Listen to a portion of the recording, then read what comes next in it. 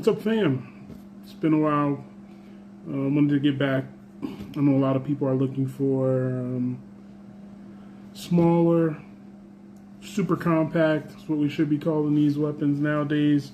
Everybody wants to carry, wants something they can conceal pretty well. So if that's what you're looking for, this is definitely a good option.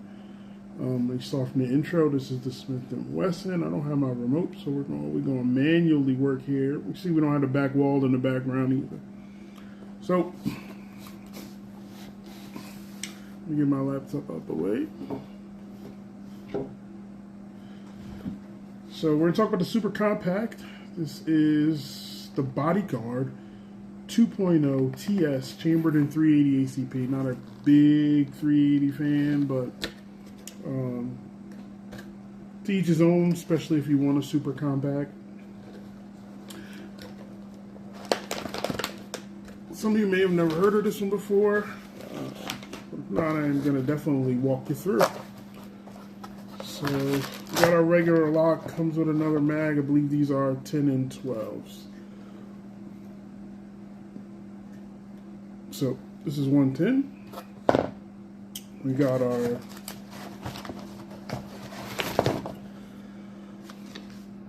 handbook. We know that some people don't read. Nice little sticker for your safe.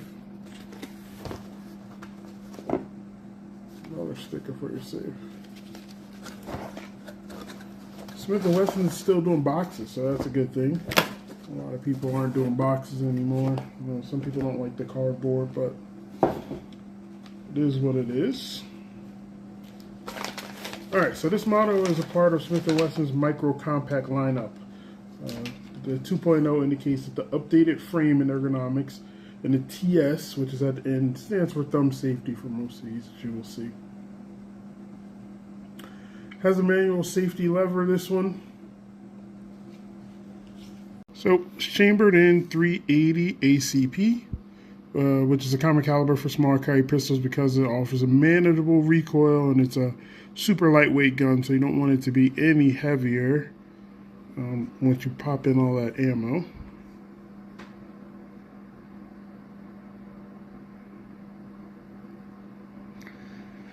It's a 10 and 1, like I said, and a 12 and 1 inside of that one. This one here is your 12. So again, definitely part of that super compact line. It's about 5.5 inches long, 2.75 inch barrel, and it's just under 11 ounces unloaded. So definitely light, easy to carry. I mean, it's really what I would almost consider a palm gun.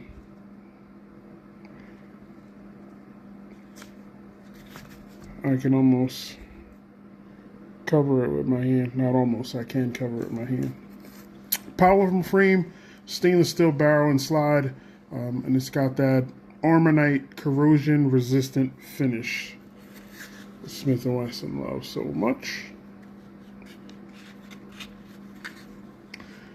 This is your deep conceal pistol. You know, if you guys are prone or looking for a backpack pistol or deep concealed pocket pistol, which I'm also not a big fan of, this would probably be what you want.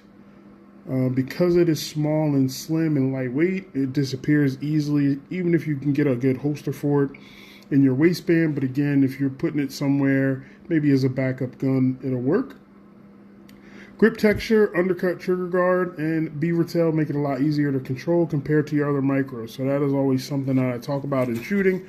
When you're dealing with a micro handgun, it does take a little bit more to be able to manage it as far as controlling the weapon. Not necessarily recoil, because this is a 380, it's going to be a little bit lighter, but as far as control, you want to be able to control the weapon. So you want to make sure it has a good grip for you, good ergonomics, right? Upgraded trigger feel, so trigger feels really good as compared. We know how Smith & Wessons are. Like I said, if I'm going to compare them to any other pistol, I'm not a super fan of like your SIG flat face pistols, but this one does have the flat face pistol. I mean the flat face trigger in the pistol. Again, some of the downfalls, it is very light and compact, so it's going to feel snappier because it's smaller. And the ergonomics are going to help you with that, but it will take practice for you to be able to master gripping it and controlling that firearm through your whatever your fire regiment is. Sight radius is short, which should make your precise shots a little bit harder. Your sights are closer together, so that can affect if you're a new shooter and you're not used to switching how you're setting up your sight picture or how far you're shooting from. It might be a little bit of an issue, or I won't say an issue, a little bit of a learning curve. Unit sight is wide, so some of you say that it takes getting used to, especially in low light. So if you look at that U, as opposed to maybe like a Glock U. My finger's blocking it, so it's not doing it. Let's see if it clears up. There we go. So it's a lot wider than you would see in your normal like Glock U shape as you're looking down. So that does take some getting used to.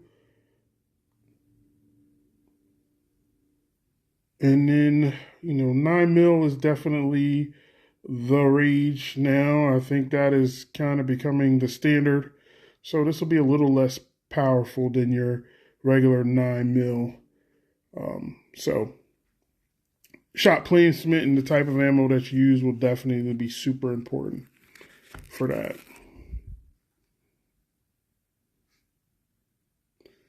So if you're looking for something very small, if you're looking for something easy to conceal, this would probably be a good one for you. If you're looking for that manual safety, then this may be the weapon for you. If you need a backpack gun or an extra backup gun, something that you can conceal without nobody knowing where it is, this may be it.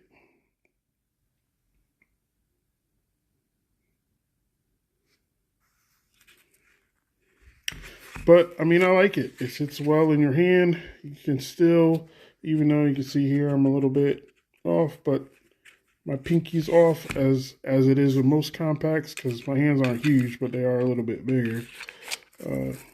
Once that magazine is in, that kind of gets rid of all that for me. So that makes that great.